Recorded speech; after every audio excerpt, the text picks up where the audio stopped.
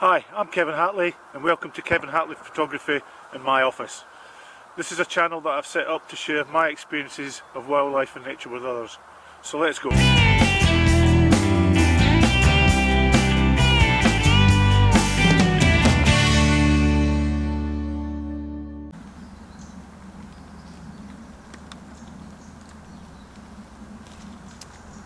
I'm predominantly a wildlife and nature photographer, and I've got my own YouTube channel, Kevin Hatley Photography, and I'll leave a link for that below. In order to improve my own wildlife photography, in order to improve my YouTube channel, I've looked at different means of trying to do that. And one of the things I've looked at is trail cameras. I've spent a lot of time, a lot of energy, and quite a bit of money trying to find the right camera for the job I wanted to do. Predominantly to take video for wildlife to support my YouTube channel. When I first looked at using trail cameras, I looked at YouTube for information and I found lots of videos on reviews on specific types of cameras. What I didn't find and what I was really looking for was a video that gave me an introduction or a beginner's guide to trail cameras.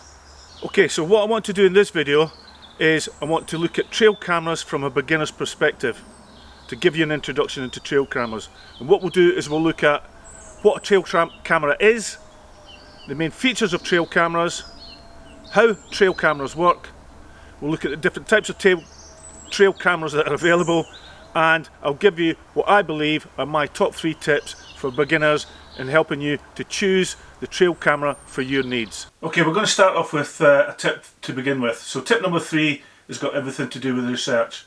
Before you go rushing out to buy a 4K 60 megapixel trail camera, I would urge you to do your research for a trail camera that's specific to your needs. That's very important. You need to think to yourself, what do you want the trail camera for? Do you want it to record wildlife in your garden?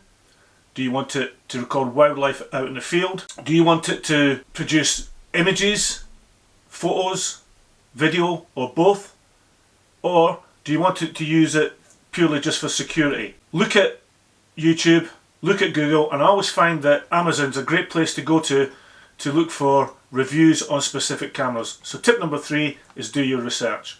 So what is a trail camera? Well, a trail camera is a small compact camera that's designed to be set up and left alone to record images and video, or both, as set up by you, the user. Trail cameras are called a number of things: game cameras, wildlife cameras, trail cameras. For the purposes of this video and future videos, I call them trail cameras. What I want to do now is go over some of the common features that you'll find on the vast majority of trail cameras. They're all pretty common. Trail cameras, once you purchase them, they'll come with their own instruction manual, so it's pretty obvious that you need to make sure that you read the instruction manual so that you know how to set it up properly, and in a future video I'll go through the common setting up procedures for trail cameras. What we'll do now is we'll look at the trail camera and their main features. Looking at the front of the trail cameras, things to take a note of are things like the light sensor. That's the sensor that detects the ambient light that's there at that time. You then have what's known as your infrared LEDs, and what these do is they enable images and video to be taken during darkness. We then have the optical lens, which is the main lens of the camera which produces your images. And then you have your PIRs, your passive infrared detectors. They're different on lots of cameras. In this one you'll see that there's a center PIR, and what that does is it detects wide motion. The detectors are there to detect motion and changes in thermal heat. You then have, on this model again, 2 side passive infrared detectors, and what they do is they detect motion and again heat at a wider angle. And on this model, not on all models, but on this model, there is a microphone which detects audio for you. When we look at the back of the camera, points to note are your number of side hinges, and they're there so that you can open the trail camera up. There's a security lock hole, which is for securing the trail camera in the lock position with a padlock. And then there are a number of lock buckles also, again, which secures the trail camera in a closed position. And you'll see that there are a couple of strap holes, and that's where you fit your security trap to the trail camera and to the object you're securing it to. When we look underneath the camera, you'll see that there is a screw mount, and that's there so that you can fit the trail camera to either a tripod or a ground spike when you want to position the trail camera on the ground. And there's also a 12 volt DC port, and that's for connecting to an external power source. When we open up the trail camera and we look inside, you'll see the main display screen. That's there to allow you to go through all the different operation modes and setting up procedures, and also for reviewing your images. You then have a menu. The menu is used to operate the functions and the modes to your specific requirements. You then have the power switch, which gives you power, on, off and setting. Now, point to note here, on lots of cameras these are set up differently, and what I would recommend and what I've done is I use a little colour code. Red for off, yellow for setting up or testing, and green for power on. As I said, they're different on different models, and if you're using different models, it's just an easy reminder. And then you have a battery compartment where the batteries are stored, and again that will differ on different models. Again internally, but underneath, you'll see there's an SD card slot that holds your SD card. Be aware that some trail cameras will only take a certain capacity. So what you need to do when you're buying your SD card is to make sure that it's of a capacity that the camera will take. There's a USB port for connecting to the computer directly, and again the internal 12 volt DC port for connecting to an external power supply. Okay, tip number 2 is to do with budget. What I want to do is tell you a little story. When I first started using trail cameras, I thought I knew what I was doing when I was positioning them. I had 2 cameras set on a trail along a riverbank. I left them out over a weekend. This was on private land which I've got permission on. And when I went back to get them, both of them were gone. They'd been stolen. You need to be aware, and they were stolen by poachers. So security is a big thing. If you're going to put your cameras out on to public land especially, you need to think about, are you prepared to lose them over a period of time? So you need to think about your budget. And that follows on from tip number 3, which was to do with research. What I would do is I would go online. You can find first time buyer's guides for the type of trail camera that you're after. And then once you've decided that's the camera you want, I strongly suggest that you go onto Amazon and have a look at the reviews on Amazon to see the quality of the pictures and the video, and that's something I'm going to move on to talk about in a minute or two. But I would advise you to begin with to buy a budget trail camera if you're going to put it out in the field. And remember to cost in things like batteries and SD card. One thing you must look at is the water rating or waterproof rating of IP66. That's the minimum you want. IP66 gives you protection for both dust and water. So tip number 2 is budget your trail camera carefully. Okay, what I want to do now is I want to talk about megapixels with regards to trail cameras. High megapixels does not mean you're going to get better images. You need to be aware of advertised high megapixel qualities of trail cameras. 40 megapixels that are advertised doesn't mean that you're going to get 40 megapixels that you get on a DSLR or a mirrorless camera. Yes, it does sound a bit confusing, but what happens is that some manufacturers actually use software to interpolate or mimic higher resolutions. So megapixels means nothing if the lens quality is low. Again, it's all about research. Go onto YouTube for the trail camera you're after, that you're interested in, and have a look at the quality of the pictures that you've got. Be aware of the megapixels that are advertised. Next we then move on to 4K video, and again it can be quite confusing. Video can be displayed in 720, which is high definition, 1080, which is full high definition, and 4K, which is ultra high definition resolution. If you show, and this is important to remember, if you show a 4K video on a computer which can only show 1080, then that's the resolution you're going to get, is 1080. The important factor for video is frames per second.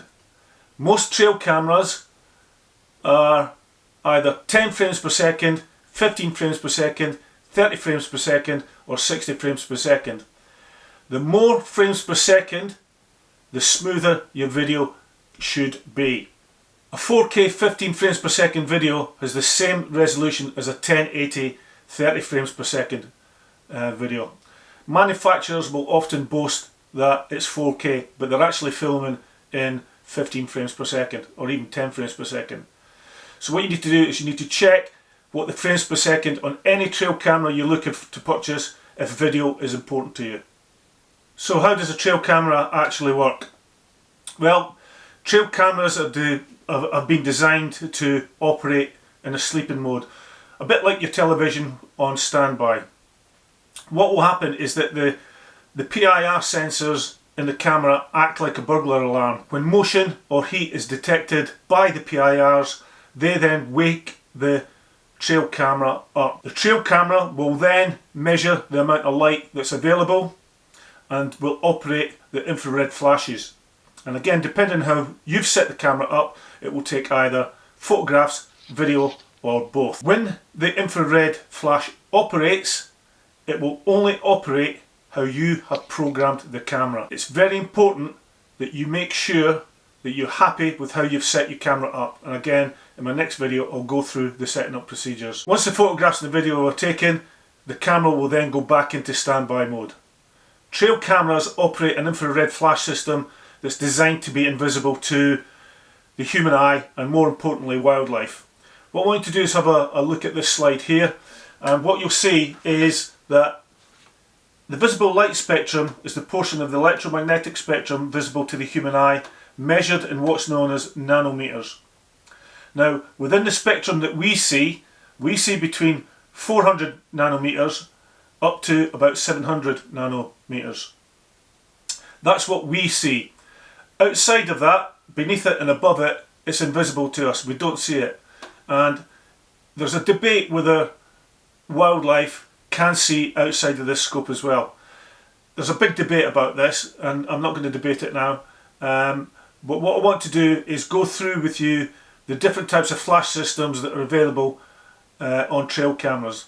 There are basically three flash systems: white flash, low glow, and no glow. White flash is basically your normal flash that you'll get on a camera, and that's not covered in this video, and it's a bit irrelevant to trail cameras. For trail cameras, we are mainly interested in both low glow and no glow, and that's what I'm going to explain next. On a no glow camera, it operates at around 940 nanometers. They're equipped with black LEDs which are completely invisible to both humans and wildlife. Images captured at night are captured in black and white. For the low glow cameras, they operate at about 850 nanometers. They emit a very, very, very dim flash which is drastically reduced as a faint red glow. Again, nighttime images are in black and white. Point to note is that the more infrared LEDs you have on your trail camera, then the greater the flash range will be. So what are the benefits of both no glow and low glow cameras? Again, it depends what you want your camera to do. In summary, low glow cameras, due to the lower range of nanometers, are closer to visible light, which increases the flash range, spotting wildlife at a greater range. Typically, you get 30% extra infrared light on a low glow camera. Both the shutter speed and the range in the low glow cameras give an improved image quality for both your images and your video. If security is your main thing and you want to detect people, then look to get a no glow trail camera for security to catch people out. Okay, what I want to look at now is the different types of trail cameras that are available out there and what type of trail camera best suits your needs. There are basically three types. There's the traditional trail camera, which is the one that we've looked at today in a bit of detail. There's a wireless or Wi-Fi capable trail cameras, and there's also a cellular network where you need a data plan type trail camera. All three of these cameras can also be set up to operate powered by solar energy. So what's the difference between Wi-Fi and cellular trail cameras? Well, for a Wi-Fi camera you need a good local area network with a good signal, the clue being local. You need to be close, typically between 50 and 100 meters away from the trail camera so that you can look at and download images. It's good for local security, for your house, your garden, or in your local area, in the field to check without disturbing, but you'll also need to use an app with it. Cellular trail cameras use a data network, typically 4G, 5G, as long as you have a cellular signal for your phone, but you will need a data plan to connect virtually anywhere in the world. It's good for connecting at any time from anywhere to remote locations. Okay, finally, tip number one. Tip number one is all about practice. What we've covered in the beginner's guide to trail cameras so far is just the beginning. Once you've decided on the trail camera of your choice, you need to set your camera up and you need to practice, ideally in your garden if you've got one. The saying, practice makes perfect, is very true.